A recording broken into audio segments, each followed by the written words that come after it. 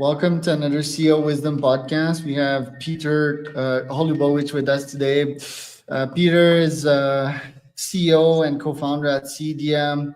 It's the future of mobility, but twisted. He's a TEDx speaker. He's a Forbes 30 under 30, and he's also a podcast host. I've seen there.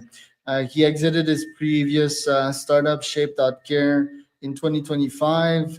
Again, has been in that smart city environment, I would say, for quite a while. So, Peter, welcome to the pod. Tell us a bit more about yourself and what you're up to nowadays. Hello, it's a pleasure. It's basically it's a good introduction. In SEEDiA, we are doing the smart city stuff for 9 years now. So it's been a couple of years we are on the market. We're starting from some simple like solar powered benches, but now we are more into public transportation, micromobility, working in 27 different countries. And that's true. In the meantime, I had the chance to have a TEDx talk, and also I was listed in Forbes 30 under 30, which was nice. It was already a couple of years ago, but this was nice achievement, and I was happy that Forbes saw our job because we are focusing on making public space better for people, also making it more environmental friendly. But I think the very interesting stuff about our technology is that everything can work fully energy independent. We have the patented technology for off-grid energy management system. So we can build entire stuff, entire infrastructure in the public spaces without any access to the electricity, which is like super good for the public sector, for our customers, but also very good for the end users. Right. And how did you get into smart cities? What passionate you about get smart cities and greener cities, more efficient cities? Right. When did you have that insight? Well, that's a very good question. When I was before SEEDiA, I was working for a year in the postal company that is building parcel lockers, and I saw what's the most tricky element in this company when they have to build a new location, if they have to access electricity, how costly it is for them.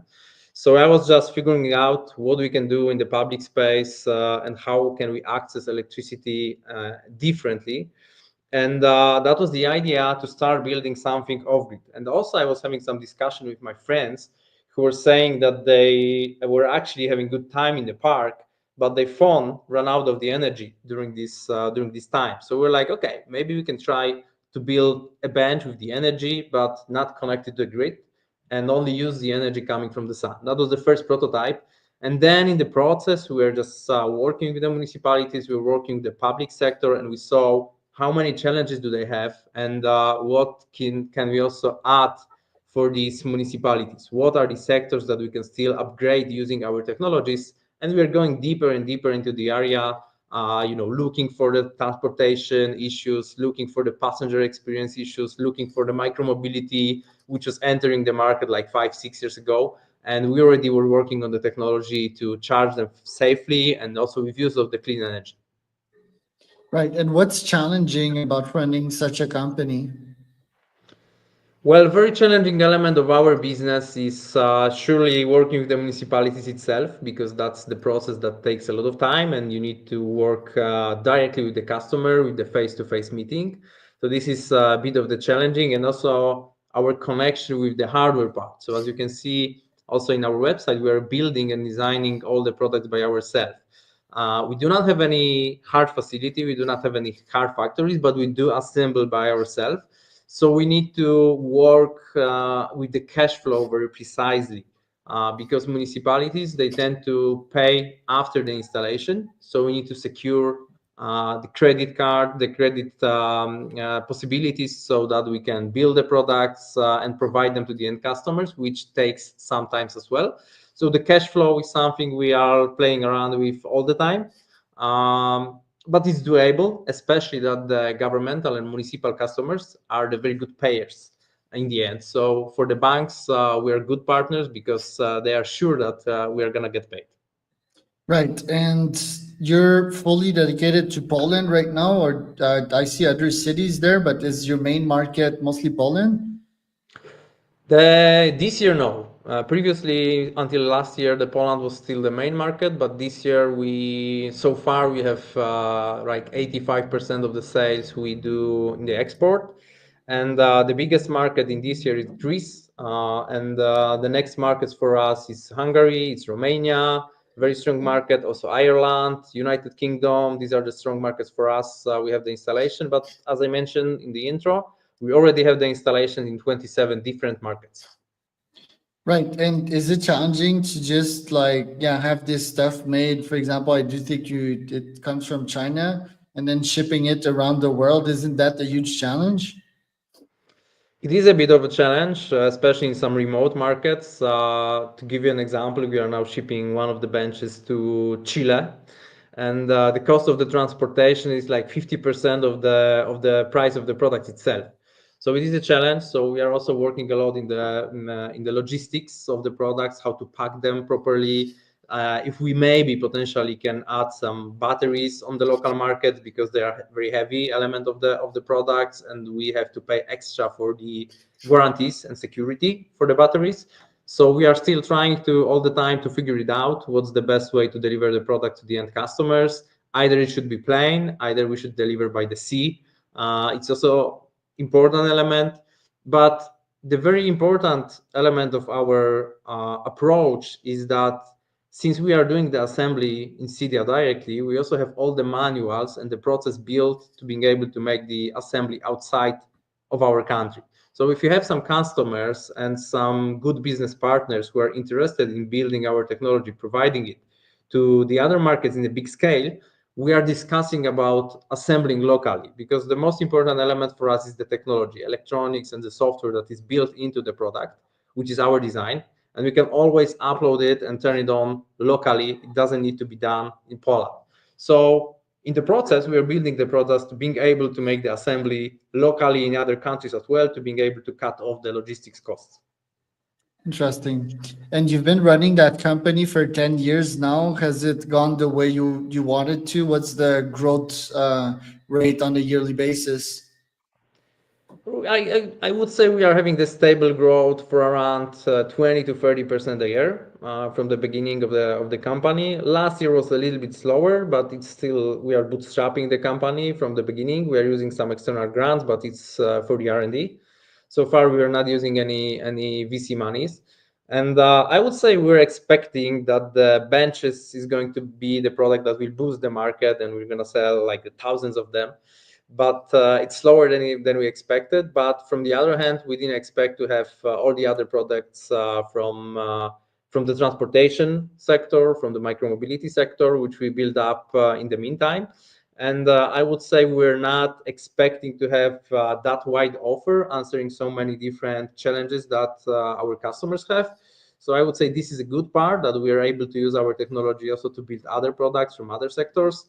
And I would also say that we're expecting that we are going to do more sales with the online marketing, which is not true, because like 90% of sales we do, and our focus is expos, is face-to-face meeting with the customers, is directly meeting with I would say, case study and trainings with the customers, with the webinars, instead of social media marketing. Interesting. So do you also do like LinkedIn outreach or cold email or cold calls? Not so much, to be honest. We are trying to work with the partners we already have to train them so that they have more information, more knowledge to sell our products. At the moment, we have around 45 distributors worldwide working with the end customers. And you can see us in the expos, I would say like 15 times a year, different countries, to meet us directly, to touch the product, because this is a very important element of our work. So the customers, they can actually see the case study, they can see the real product and touch it to see the quality of the products. This is super important for the end customers we have. And regarding the online marketing and online work we do, surely we do social media all the time, but we do not do any paid campaigns at the moment. We only focus on CEO, and we focus on being visible in the expos and direct working for our partners. Got it. And how do you choose your partners? And do they come to you or do you come to them? Well, the process is it's a couple of different streams. We are looking for them during the expos. We are having our products, and I would say that's the biggest stream of the partners coming to us. So they see our products, they see that it is something interesting for them to add on top of they already offer to the end customers. But we also have a lot of partners coming organically because they look for the products we can provide. So this is why I said we are very focused on CEO, so that they can actually find us pretty easily. And regarding how we meet, I would say it's a mix. It's very important for them to see the factory, to see how we deal with the quality. So they like to come to us to see how the production is handled, how the logistics is handled, to see that the quality is going to be very good. But we do like to support them on the field as well. So if they are having any expos and they use our products on the expos, we are coming to them to train them locally, to support them with the discussion with the end customers, to train the team, and also to be there so that they can see that we are engaged in the process. What are your top objectives for this year?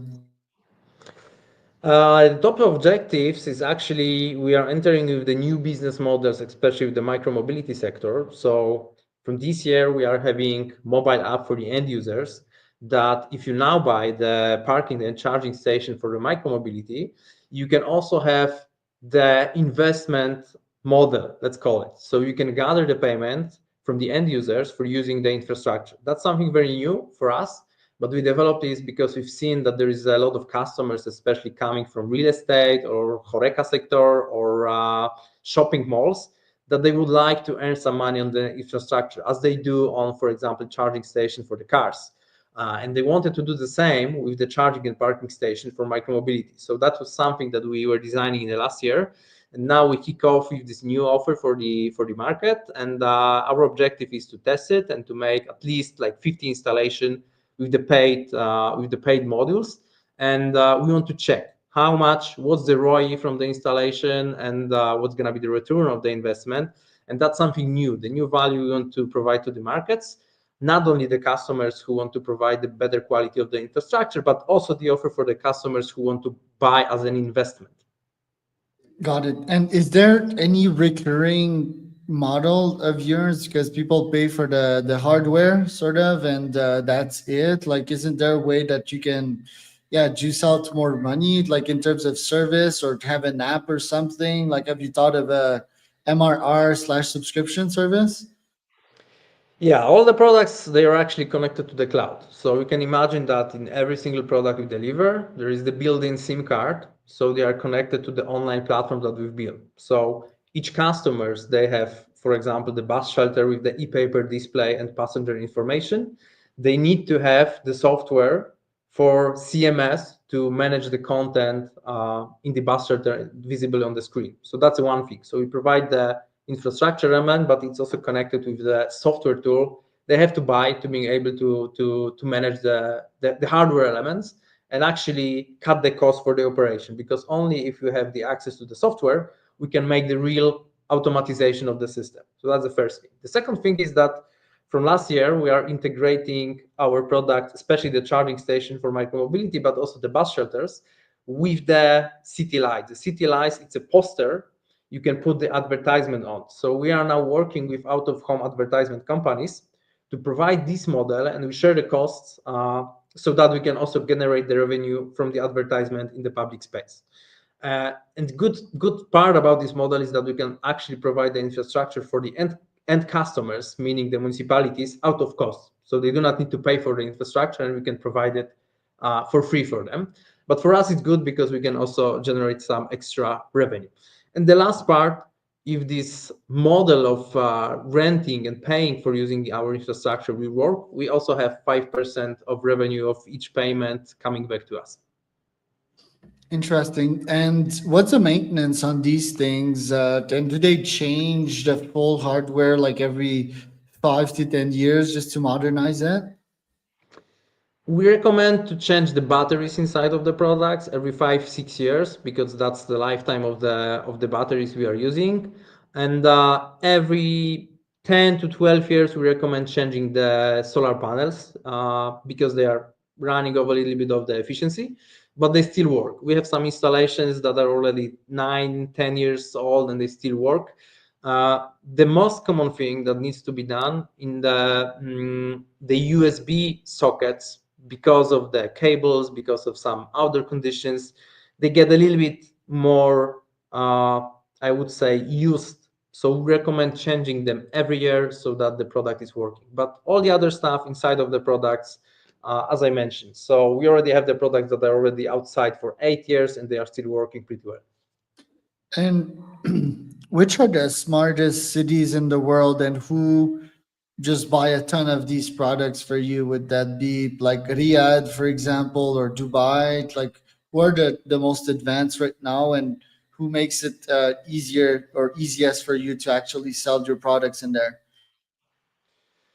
It's very important for us to have a good quality partner. So if our distributor, if our local partner is good quality and he's having good connection to the end customers, meaning either government, either municipalities, it's like super important because he's having more direct way to sell.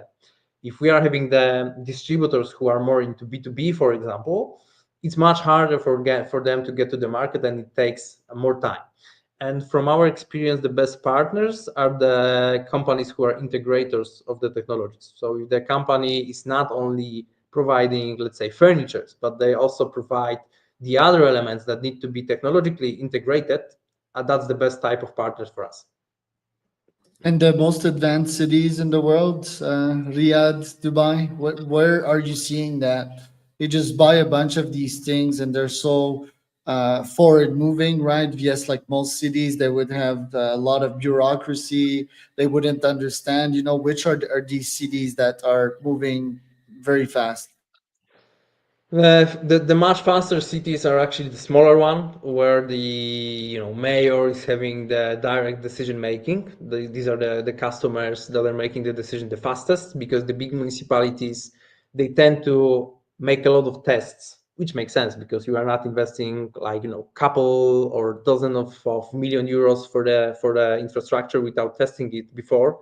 And these tests, they tend to have they tend to take a lot of time, because they want to see different partners, then make some time to test the technology, and then after this time they decide for the final tender or final order. So this takes longer time. And the good part about our stuff is that it's flexible. So you can have one bench in your municipality or one bus shelter, but you can also have like 200 of them or 1,000 of them, and it's still providing value. So it's not that our technology can only fit to the biggest municipalities, but we can also provide it, and it's going to work very well in smaller municipalities as well. And what are citizens' greatest frustrations? Isn't it like traffic lights, for example? Like here in Mexico, I see most of them are not synced, and you spend like 2 minutes waiting when there's no cars passing. So, what are the greatest frustrations out there, and how can you potentially solve some of these? Yeah, I think there's many of them. What we do see is surely the quality of the infrastructure. Especially you can see this in the drivers. If the roads having any issues, I think they're getting frustrated pretty fast. Our main focus is surely the cyclists and the pedestrians, I would say.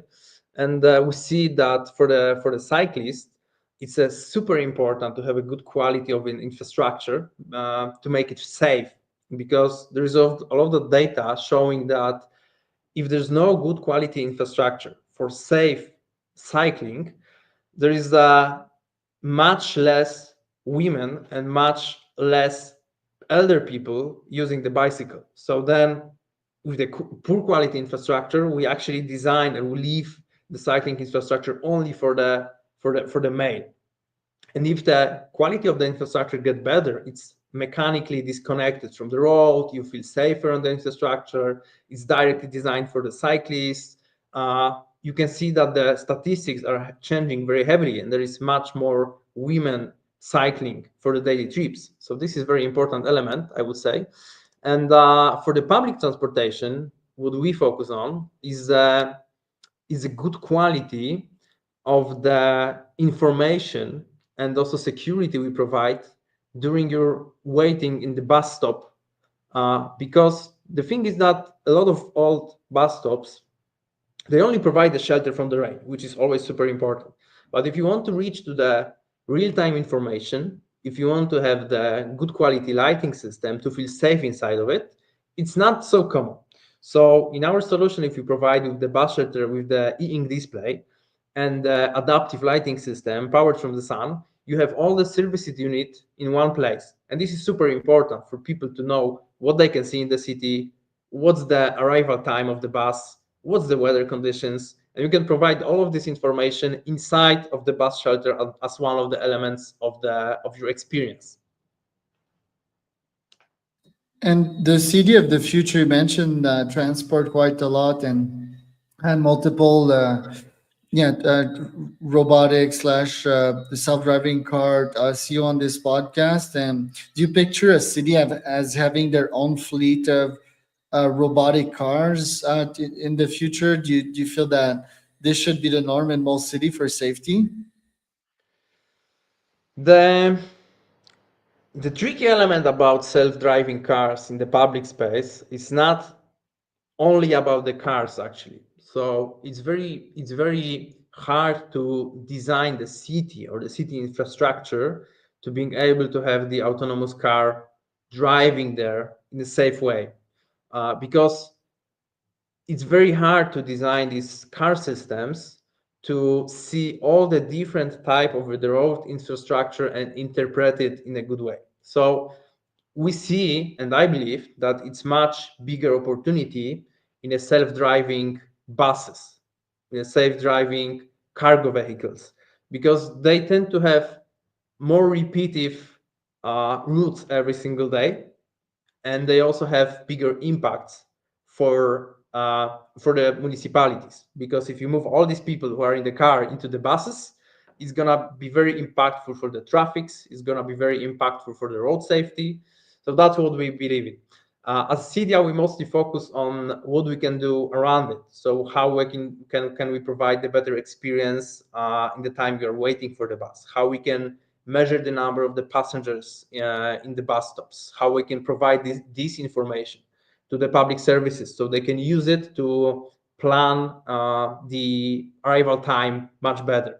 How we can charge them, possibly, for example, autonomous cars, autonomous e-bikes, autonomous e-scooters, how we can safely charge them to provide a good quality of the infrastructure, again, for the end users.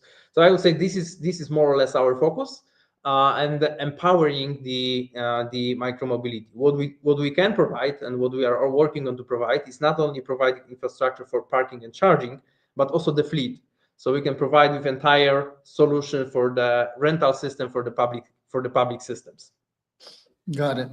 Well, Peter, thanks for being on today. Where can people find out more about you and your company? Well, always our website, it's seedia.city. We are also in the LinkedIn, it's linkedin.com/SEEDiA. Mine account is linkedin.com/Piotr Hołubowicz. So I think it's pretty easy to find us. So we are also in Facebook. There is a lot of happening in there, but I always recommend going to our website. There's some news, and I think we are the most active on the LinkedIn. There you go. So that was Peter and Charles.